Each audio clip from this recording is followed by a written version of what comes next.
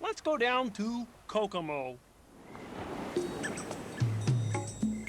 Day 32, Monday the 16th of November, at sea. I woke up ridiculously early yesterday morning, so went for breakfast in my pyjamas, and then back to bed, as we were berthed at our home port in New Orleans, so I was free until 3:30 p.m. I tried to catch up on some sleep as I was very tired, but the wretched telephone wouldn't give me any peace. One of the calls was from Gaynor, our new casino host from Zimbabwe. She wanted to find someone to go for lunch with at 11 a.m, and as all the other roommates were already out, even though I'd had breakfast at 7 a.m, I felt obliged to join her, as this is her first ever contract on a cruise ship. Poor Gaynor had been struck down badly by seasickness on her first sea day on Saturday, so it was even more of a reason to join her for some much needed food.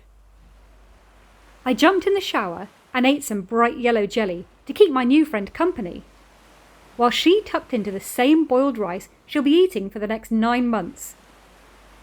After that, I helped her fill in her escape route plans, as I know from only a few weeks ago how hard it is to find your way round the maze that makes up the crew corridors, and how important this task is. You can't leave the ship until you filed it successfully with safety. After my good deed, I was really feeling especially lazy, and debated the costs versus benefits effect of returning to my bunk to use the ship's Wi-Fi and pay by the minute, or drag myself outside to the real world, where the mall is literally positioned just yards from our front door, or even gangway. Eventually, I got a grip and pulled on a pair of sunglasses to brave the bright light of day, and went in search of the free Wi-Fi. I joined the throng furiously tapping away on their handheld electronic devices just outside the Gap outlet store. I bet the manager wished the inside of his store was half as busy as the jostling crowd gathered just beside the enticing window display.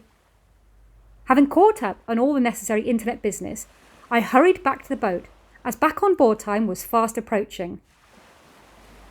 It wasn't long before I was due on the casino floor to help novice punters with some gaming lessons, before we pulled out of port and the real fun started.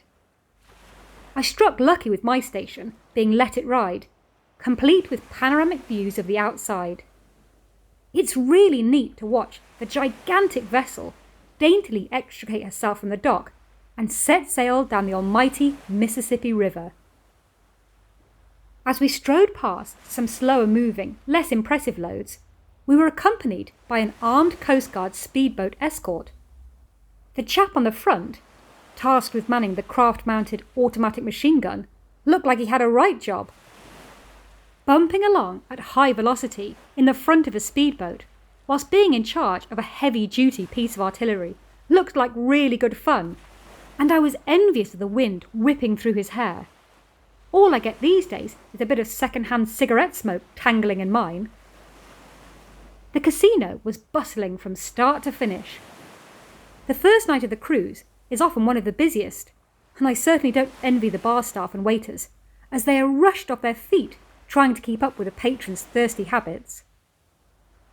We had a really good crowd to deal to last night, and despite being tired at the start of my shift, I was soon wide awake with the infectious buzz of the happy customers. I didn't want the night to end, despite my watch pushing 2 a.m, and an early start time in the morning.